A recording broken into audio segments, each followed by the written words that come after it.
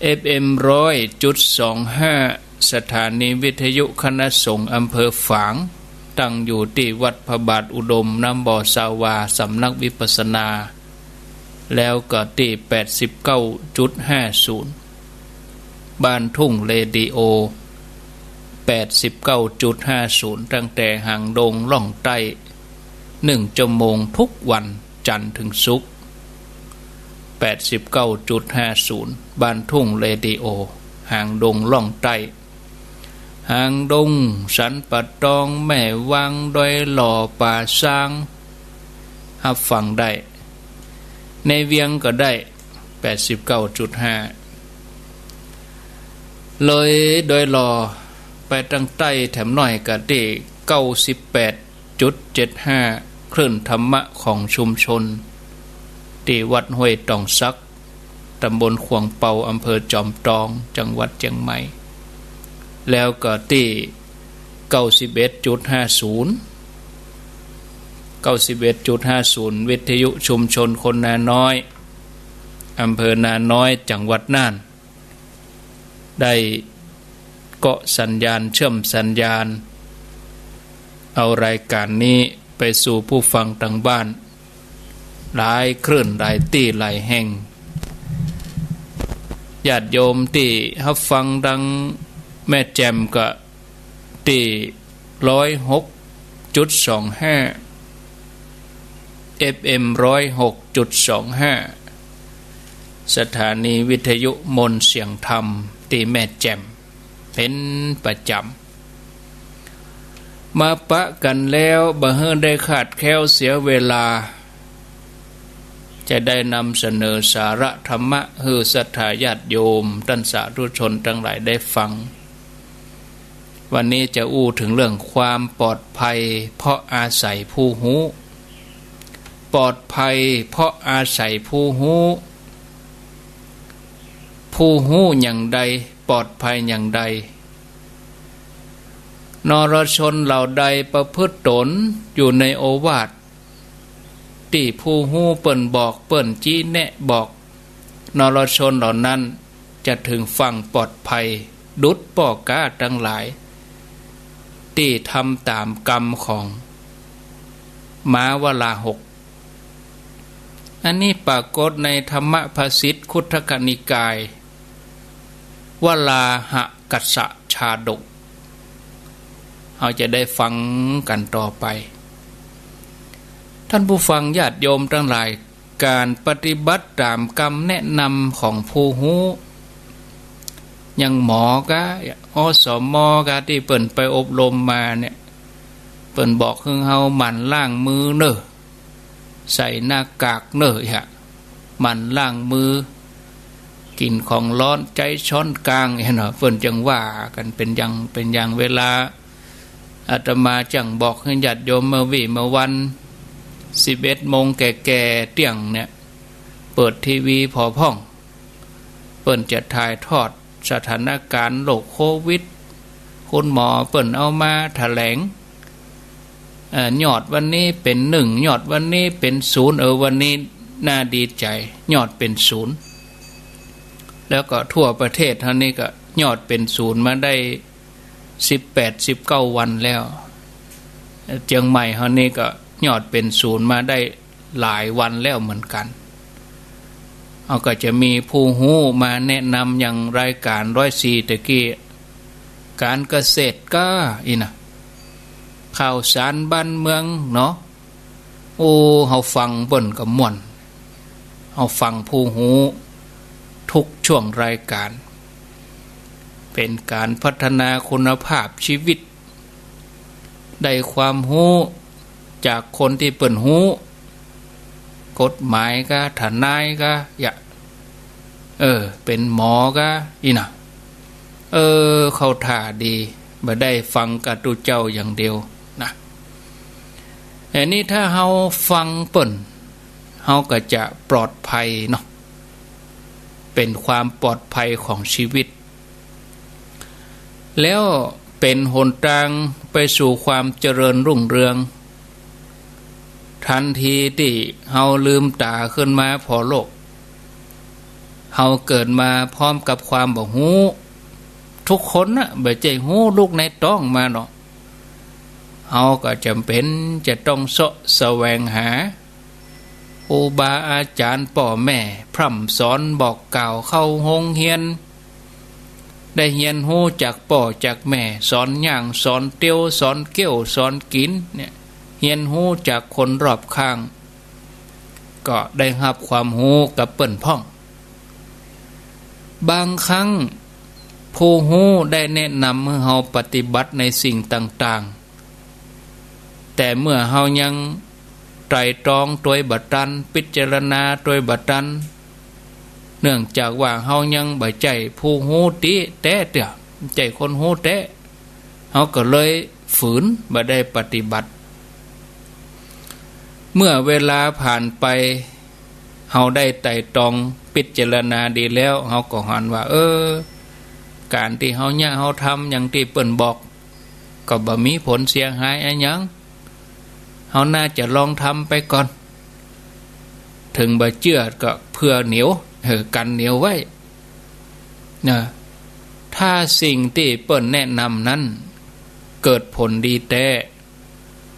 เฮาทำเฮาก็สบายใจนะถ้าบ่เป็นผลจริงตามนั้นก็บ่เสียหายอะไรหยังถ้าสิ่งนั้นเป็นสิ่งสำคัญต่อชีวิตแต่เฮาบ่ได้ปฏิบัติตามให้ถูกต้องเฮาอาจจะต้องทุกข์ทรมานเป็นเวลายาวนานบ่ใช่เฉพาะกะภพนี้ชาตินี้ยังไปถึงภพหน้าชาติหน้าแถมตัวจะเล่าเรื่องให้ฟังเนอะในเวลาชั่วโมงนี่นะชั่วโมงแรกเนี่ยในสมัยพุทธกาลพระพุทธเจ้าพระองค์ประทานโอวาทแก่ภิกษุที่บวชใหม่อยู่ตนหนึ่งภิกษุบวชใหม่รูปหนึ่งที่เกิดความไข้ซึกที่ไข้ซึกก็เพราะว่าไปหลงไหลในการแต่งตัวของแม่หญิงคนหนึ่งนางหนึ่งแต่งตัวงดงามภิกษุหนุ่มนี่ก็ไข้ซึกนะพระองค์ก็บอกว่าดูก่อนภิกษุธรรมดาแม่หญิงเนี่ยจะหลอกล่อประจายด้วยรูปเสียงกินรสด้วยสัมผัสมายาหญิงกระทำให้ประจายตกในอำนาจตนอันนี้เปิ้นห้องว่ายักษินีเนอะเมื่อฮู้ว่าประจายตกอยู่ในอำนาจแล้วก็จะทำให้ศีลนั่นวิบัติฉะนั้นภิกษุเธออย่าหลงไหลยินดีในกิริยาของนางยักษินีนี้ที่กำลังทำกับเธอหลอกล่ออยู่นั่นจากนั้นพระองค์ก็ทรงยกเอานิทานเรื่องเล่าในอดีตมาเล่าให้ภิกษุรูปนี้ได้ฟังดังต่อไปนี้ว่าในอดีตการมีเกาะหนึ่งเกาะนี้ชื่อว่าเกาะตัมพะปันนิตทวีปมียักษ์ตนหนึ่งยักษ์ตนนี้ชื่อว่าสิริสวัตถุ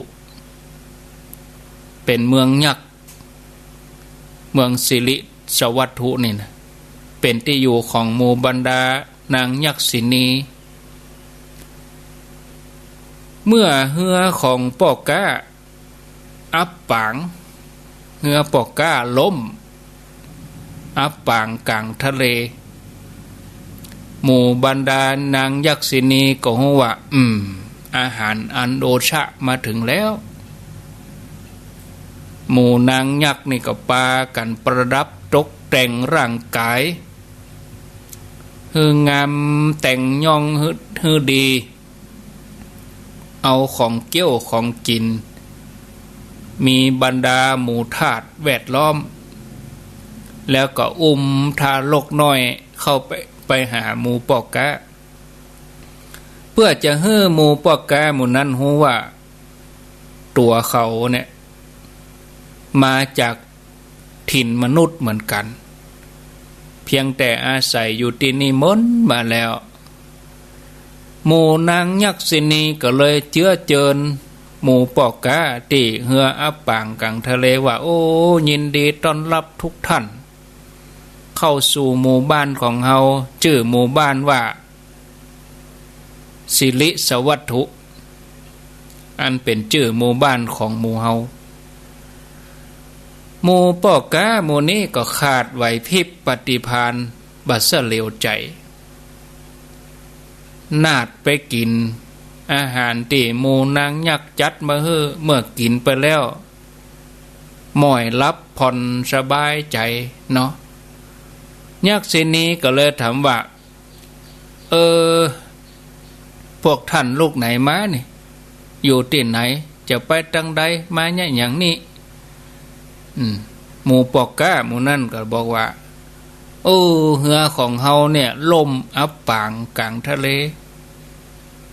ก็ยังบ่ฮู้ติว่าจะไปจังใดบ่ฮู้เหนือฮู้ใต้นี่แล้วก็ยังบ่ฮู้ว่าจะปิกบ้านเกิดเมืองนอนอย่างใดขอเฮือจ่วยกำจีบอกตางแก่หมู่เฮากำนางยักษินีก็แกล้งกุเรื่องขึ้นมาบอกว่าแม่สามีของข้าตั้งหลายก็ขึ้นเหือไปใบเดนี่ไปเมินแตะเมินว่าก็ไปเป็น3 เดือนแล้วอาจจะโดนพายุใหญ่กลางทะเลปัดเหืออับปางไปเมินแตะเมินว่าสามีของข้าตั้งหลายคงจะจมน้ำตายหมดแล้ว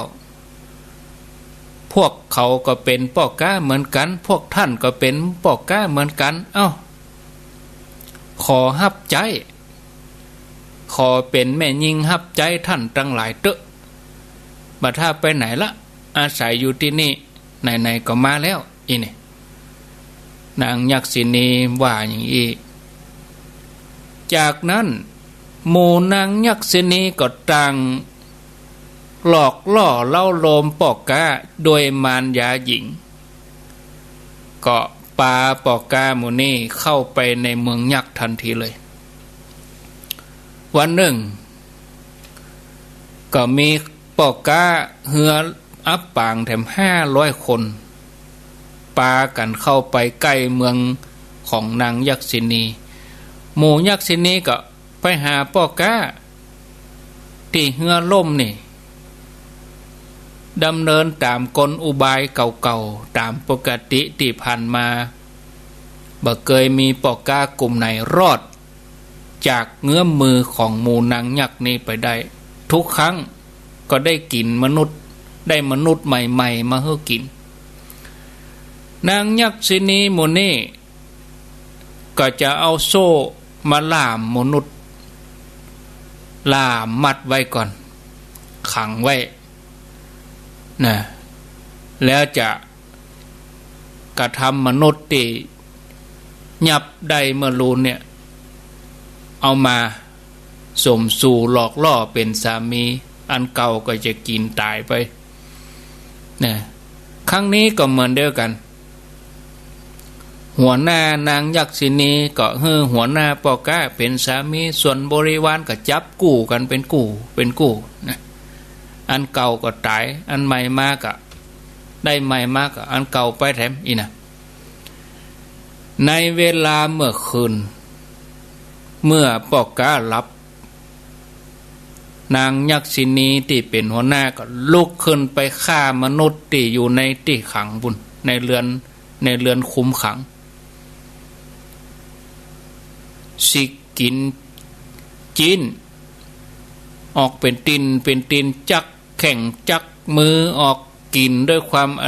ร่อยแล้วก็ปิกมานอนกับหัวหน้าปอกกาเหมือนเดิมส่วนนางยักษินีที่เหลือก็ทำตามหัวหน้าเอาหมู่บรรดาปอกกาหมู่นั้นมากิน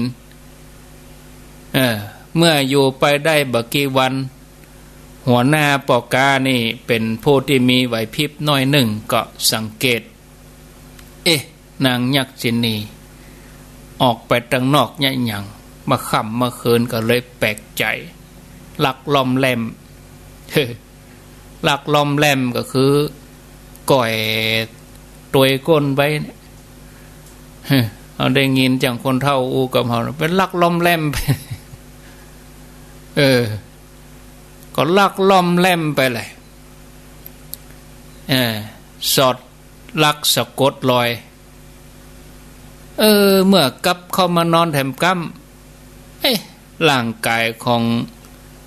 นางยักษินีเนี่ยก็เย็นกว่าปกติ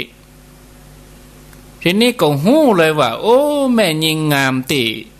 นอนข้างเขานี่เป็นนางยักษินีจำแรงมาก็เลยกึดต่อไปว่าโอ้แม่ยิงแถม500นั่นก็คงจะเป็นบริวารเป็นลูกน้องยักษินีหมดอะก็บอกว่าอย่างเด้อเฝ้าสังเกต2 วัน 3 วันเนาะเมื่อหูแน่ชัดแล้วโอ้ตัวเก่าอยู่อันตรายละตกอยู่ในอันตรายละโดยที่ปอกาตั้งหลายบอกหูว่าพญามัจจุราชอยู่ซื่อหน้าตัวเก่านี่เนี่ยจะได้จะเกิดหาวิธีลบหลีกหนีอย่างใดตกเมื่อเจ้าหัวหน้าปอกากะได้ไปอาบน้ำล้างหน้ากับหมู่บริวารแล้วก็สุบสาบเนาะสุบสาบบอกกระซิบบอกบัดเดียวนี่นะแม่ยิงที่อยู่กับเฮามานี่นะมันไม่ใช่คนนะอีหรอเป็นยักษ์เนอะไม่ใช่มนุษย์เป็นยักษินีบัดเดี๋ยวนี้มันกำลังไปหักคอหมู่มนุษย์ตัวเดียวกันเนี่ยเกี้ยวกินเป็นอาหารบัดเดี๋ยวนี้หมู่เฮาจะได้คิวแล้วนายเนี่ยจะโดนมันกินละเฮาควรจะหาทางลบหนีไปป้อกาจำนวน500อันเป็นลูกน้องเกิงนึ่งก็หันตัวโอ้ถ้าจะยังลูกพี่ว่าแต่นะหัวหน้าว่าอย่างอันก็ว่าไปแต่แถมเกิงนึ่งก็ยังหลงไหลบ่เชื่อติ๊กบ่เชื่อตายว่าแม่ยิงที่อยู่ตัวนั้นจะเป็นยักษ์เลยบ่ยอมเชื่อหัวหน้าโอ้ไปก็ไปเถอะอยู่นี่สบายมันจะตายไปเนี่ยหยังอย่าหันตังแล้วนี่พระพุทธเจ้าอันเป็นโพธิสัตว์เจ้าเฮาเนี่ยญาติโยมสมัยนั้นโพธิสัตว์เจ้าของเฮาถือกำเนิดเกิดเป็นม้าวราหกม้าวราหกนี่เป็นม้าขาวนะม้าสีขาวม้าขาวปอดมีหัวเหมือนกามีเส้นผมเป็นปอยมีฤทธิ์เหาะเหินเดินอากาศเปิ่นว่าวราหกก็คือเหมือนนกวราหกม้าวราหกเหาะเหินเดินอากาศวราหกก็คือเหาะอย่างกะหกขึ้นหกลงอย่างกะหกขึ้นหกล่องไปหั่นกะหกไปหั่นหกไปนี่เนี่ยคำว่าวราหกก็คือเหาะเหินเหาะไปหั่นไปนี่นี่นะม้าวราหกนี่ก็เหาะจากป่าหิมพานต์มาติเกาะนี่นะมาเกาะตำพระปันนี้เพื่อจะบริโภคข้าวสาลีที่เกิดขึ้นเองในเปลือกตมจากนั้นก็เหาะปิกไปหิมพานต์เหมือนเดิมโดยก่อนที่จะปิกม้านี่เปิดจะห้อง3 เตื้ออู้เป็นภาษามนุษย์ไผจะไปด้วยพ้องไผจะไปด้วยพ้องไผจะไปด้วยพ้องอย่าเฮาก็เหมือนกันก็ญาติโยมเฮาทั้งหลายนี่เฮามาอยู่ใน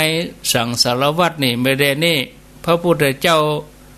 เปิ่นเอาธรรมะมาเผยแผ่ห้องหมู่เฮาถึง2,000 กว่าปีนี่จะเข้าถึงหูเข้าถึงใจหมู่เฮาพ่องก็หาเนาะถ้าเข้าถึงพ่องก็เห่งทำเห็นเนอะ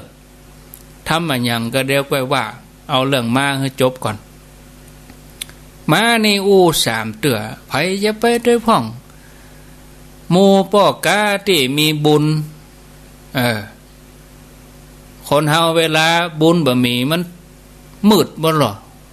หูก็บ่ได้ยินตาก็บ่ได้หันแล้วเพราะว่าใจมืดบอดบ่ฮู้บาปบุญคุณโทษบ่ฮู้หยังเปิ้นบอกว่าอันนี้ดีเน้อบ่ดีไป ปนบอกว่าอันนั้นบ่ดีเนอะว่าดีอันเนี้ยหันผิดเป็นชอบคือใจบอดเนาะทีนี้มูติได้ยินก็เลยขอเข้าความช่วยเหลือแหละหมู่ข้าจะขอปิกไปบ้านเกิดเมืองนอนขอกลับไปชมพลเวทขอพญามาช่วยข้ากำตุด้วยความกรุณาของโพธิสัตว์เจ้าโพธิสัตว์เจ้าก็ปอกกาบางหมู่ก็ขี่หลังบางหมู่ก็กำหางบางหมู่ก็ยืนไหวก็ได้ไปด้วยกันทั้งหมดญาติโยมดังโดยอนุภาพสามารถเหาะข้ามมหาสมุทรไปบ้านเกิดเลยปิกบ้านได้โดยความสัตย์ดีสุขสบายโดยอนุภาพของม้าโพธิสัตว์เจ้านี่ทำให้ปอกกาเกิง1 250รอดพ้นจากอันตรายบาดลยับกินส่วนปอกกาที่เหลือแถมเกิงเนาะบ่เจือกรรมแนะนำเมื่อเวลาผ่านไปเบิ่นบานานโดนนางยักษ์หักคอกินหมดยับกินเนี่ยหมดเสียงเนาะเมื่อพระพุทธเจ้าพระองค์ได้ตรัสเล่าเรื่องยักษินีจบแล้วพระองค์ก็สรุปว่าดูก่อนภิกษุทั้งหลายหมู่ปอกกา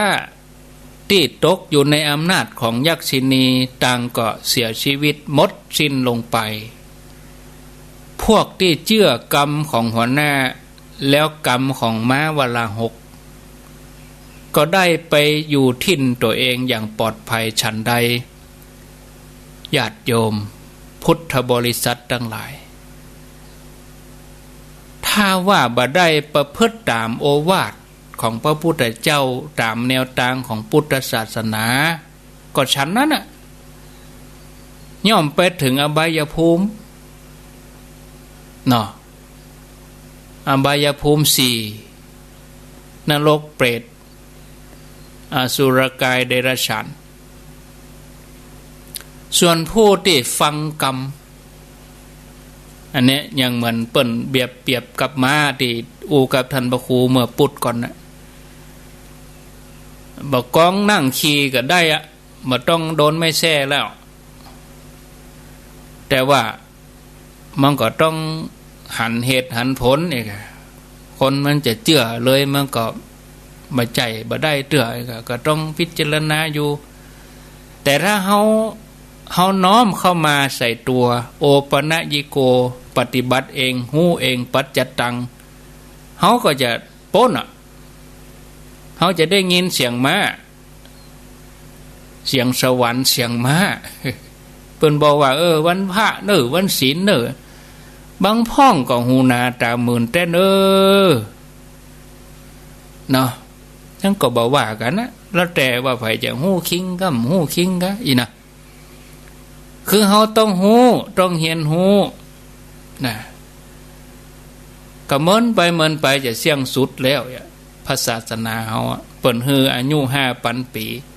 บัดเดี๋ยวนี้เฮาจะฮู้กะว่าเฮาจะได้เกิดมาแถมบัดเดี๋ยวนี้เฮาฮู้ตัวเองว่าเฮาอัตภาพเฮาเป็นมนุษย์แล้วเฮาฮู้แล้วเฮาก็ย่ำเห่งทำเฮาจะไปรอถึงมาได้แถมเนาะญาติโยมท่านทั้งหลาย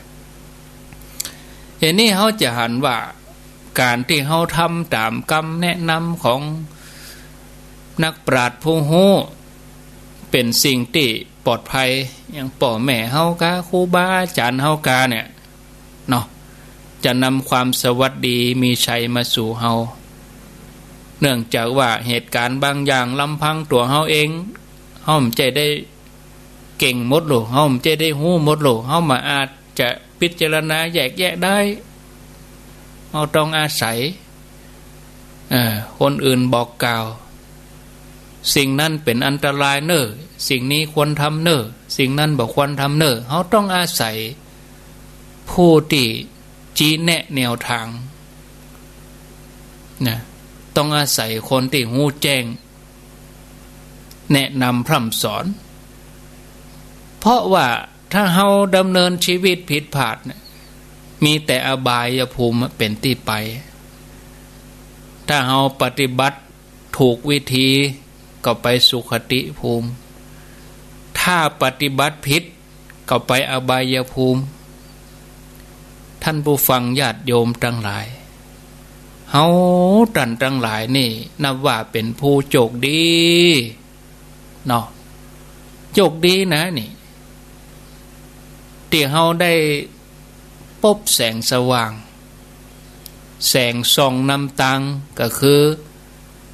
แสงสว่างคือคำสอนตามแนวทางของพระพุทธศาสนาที่เปิ้นสอนให้ละชั่วทำดีทุกอย่างมันทำใจให้สะอาดผ่องใสบริสุทธิ์อันเนี้ยศรัทธาญาติโยมเอาควรจะพิจารณาอยู่เนืองๆเนาะเนี่ยทุกครั้งที่เฮาท่านทั้งหลายมาปฏิบัติญาติโยมเฮามาปฏิบัติเฮามาประพฤติเฮามาเรียนรู้ชีวิตตัวเก่าเป็นมหาลัยชีวิตนะนี่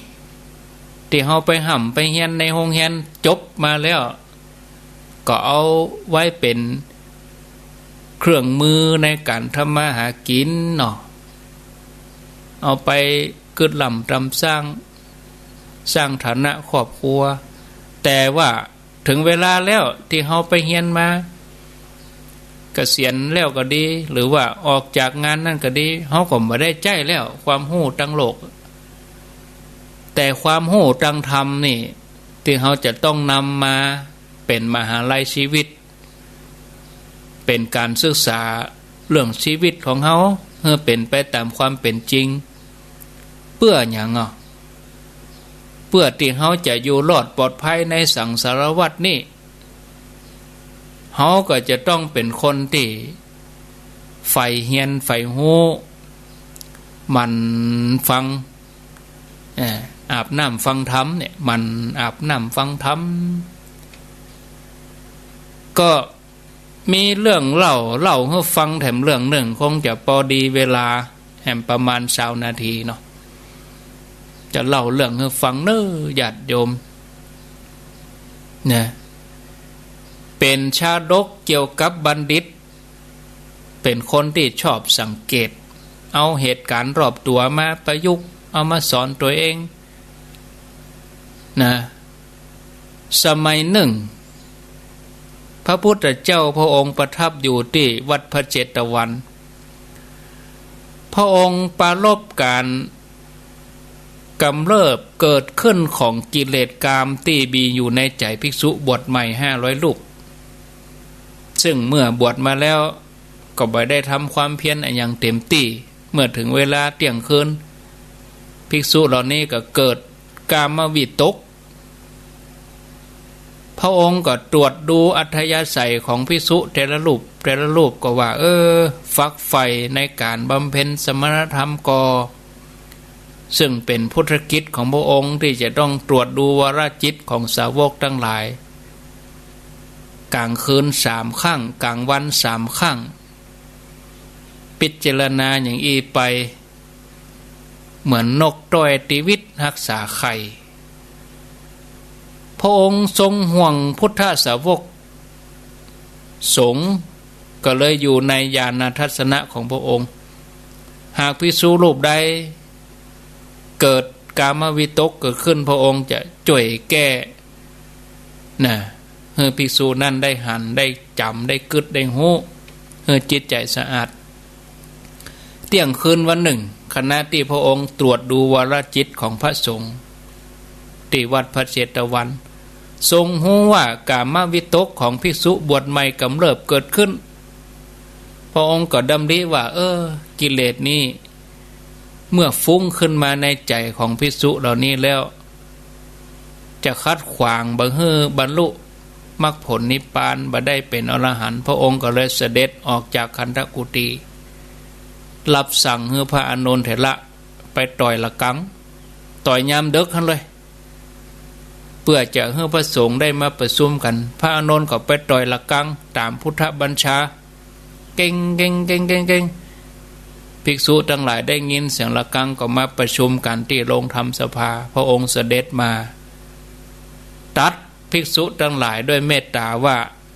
ดูก่อนภิกษุทั้งหลายภิกษุเธอบ่ควรเป็นไปตามอำนาจกิเลสที่เกิดขึ้นในใจเพราะเมื่อกิเลสเจริญขึ้นย่อมทำให้พินาศเสียหายธรรมดาเมื่อกิเลสแม้มีประมาณน้อยนิดเกิดขึ้นภายในใจภิกษุควรขจัดออกไปสิ้นเจือบ่ให้เหลือเศษเพราะกิเลสแม้เล็กน้อยแต่ร้อนแรงกว่าไฟบัณฑิตในการก่อนเปิ้นจะเพียรกำจัดเพราะอาศัยการข่มกิเลสแม้เพียงเล็กน้อยแล้วอาศัยความเป็นคนสังเกตเหตุการณ์รอบตัวจากนั้นพระองค์ก็ทรงตรัสอดีตเล่าให้ภิกษุทั้งหลายได้ฟังดังต่อไปนี้ว่าในอดีตการเมื่อพระเจ้าพมทัตครองราชสมบัติอยู่ที่เมืองปาราณสีโพธิสัตว์เจ้าคือพระพุทธเจ้าของเฮาถือกำเนิดเกิดเป็นช่างหม้ออยู่ที่หมู่บ้านใกล้ประตูพระนครปาราณสีเดี๋ยวเนอะเจริญปอนอาจารย์วันนี้บอกรายการกับเจ้าออกปกติอูอยู่นี่อวบเนาะโอ้มึงฟังบ่มีมันมีกับโทรเข้าหาสถานีเปิ้นหั่นกะเปิ้นยังฮู้เนาะหัวจบข่าวอ่ะสวัสดีจบก่อนนั่นเมืองฝั่งมาได้ยินยังได้หูกับเปิ่นเนออันนี้นะอาตมากับมหูเนอเนี่ยกะเดี๋ยว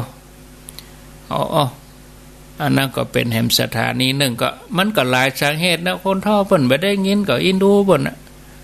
ไฟดับกาอินเทอร์เน็ตลุดกามันก็หลายสาเหตุนะแต่เจ้าก็ยังฟังกันอยู่แต่ว่าอาตมาเช็คตะกี้แล้วก็ตึ้มมีแต่ดักปิ้งแต่มันหลายสาเหตุเนาะว่าของเฮาต่อไปอินดูเบิ่นเหมือนกันนะเนี่ยมันได้ยินเนี่ยเนาะโพธิสัตว์เจ้าของเฮาถือกำเนิดเกิดเป็นช่างหม้อหมู่บ้านนี่ก็อยู่บักไก่จากเมืองปาราณสีเท่าไรเมื่อเปิ่นเจริญวัยใหญ่ขึ้นมาก็ได้ครองสมบัติมีลูกบ่าว1 คนลูกสาว1 คนเนาะ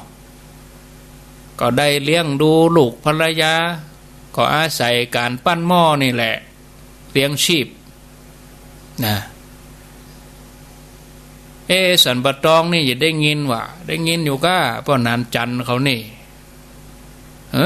บ้านแสนพรมบ้านน้ำต้นป่าแดดกิวแลหมู่เนี่ยอินดูเขาโนพ่อนานจันนี่ยกมือ2 เบื้องเลยประท้วงบ่ได้ยินวะง่อมหาวะเดี๋ยวแท้ได้ยินแล้วเนาะเดี๋ยวถ้ามีเวลาก็เปิดสายให้พอนี้ก็อาศัยอาชีพนี่แหละตอนนั้นพญาเจ้าเมืองมีชื่อว่ากาลกันทะอยู่ที่เมืองทันตะปุระนครแขวงกาลิงคะ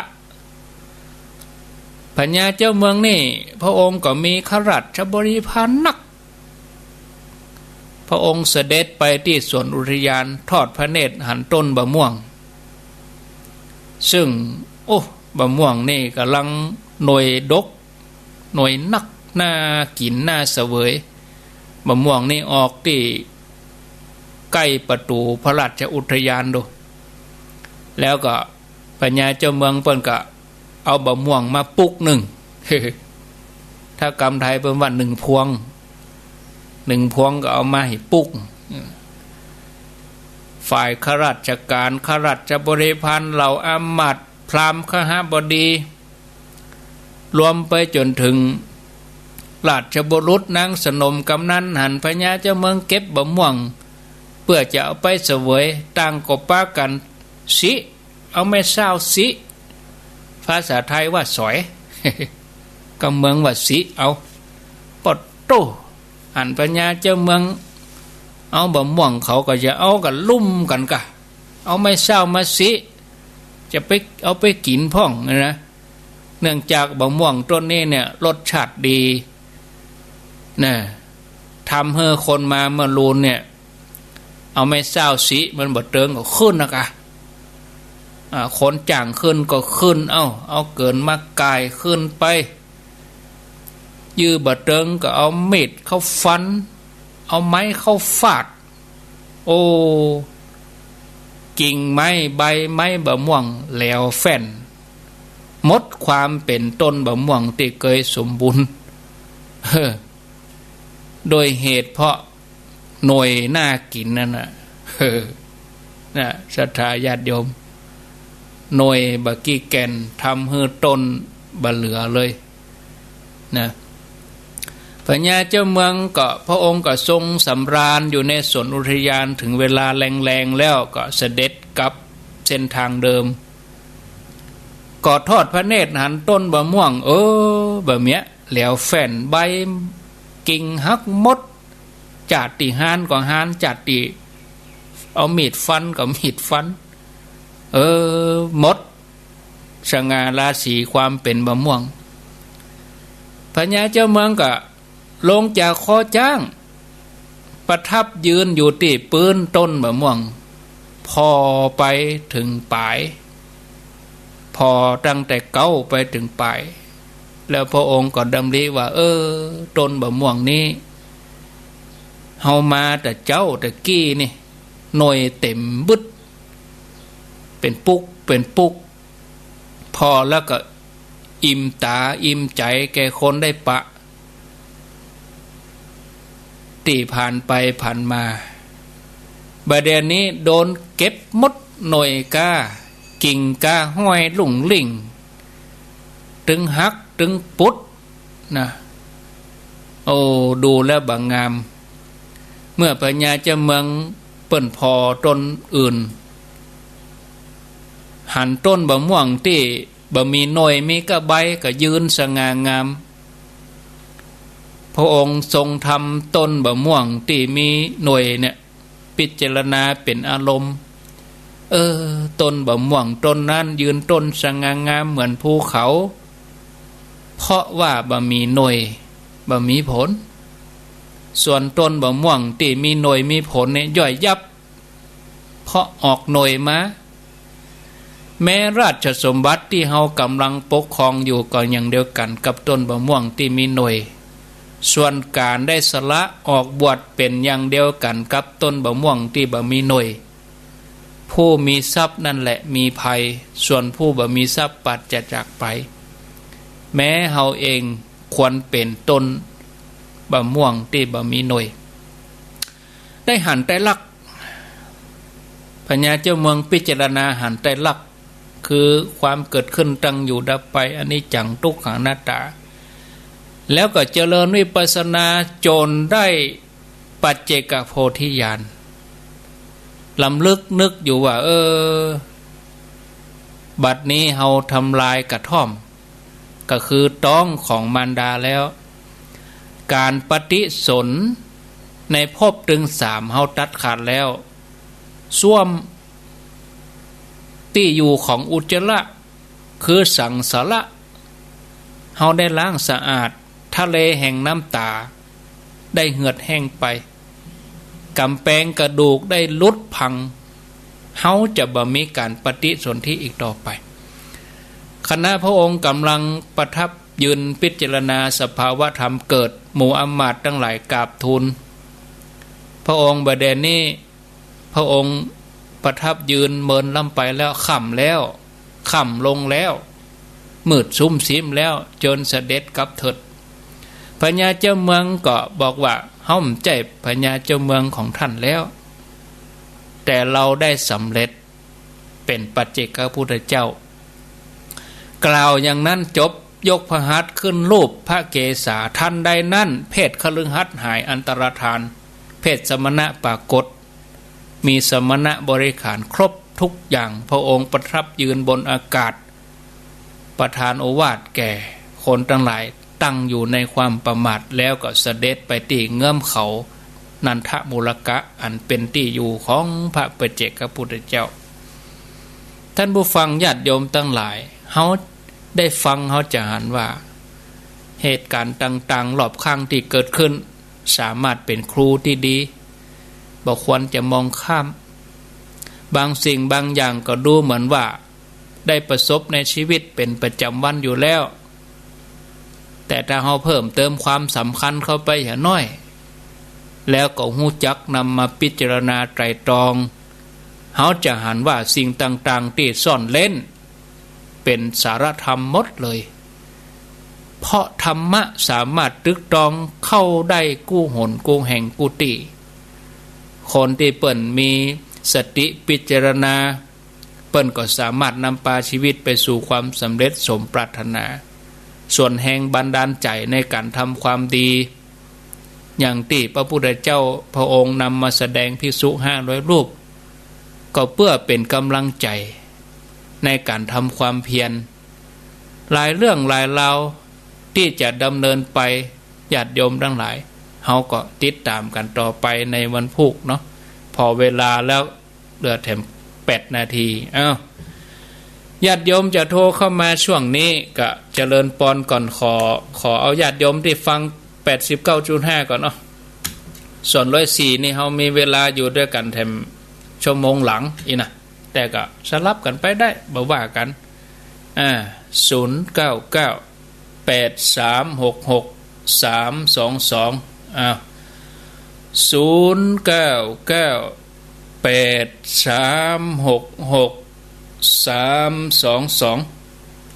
มืองฝั่งบ่ได้ยิน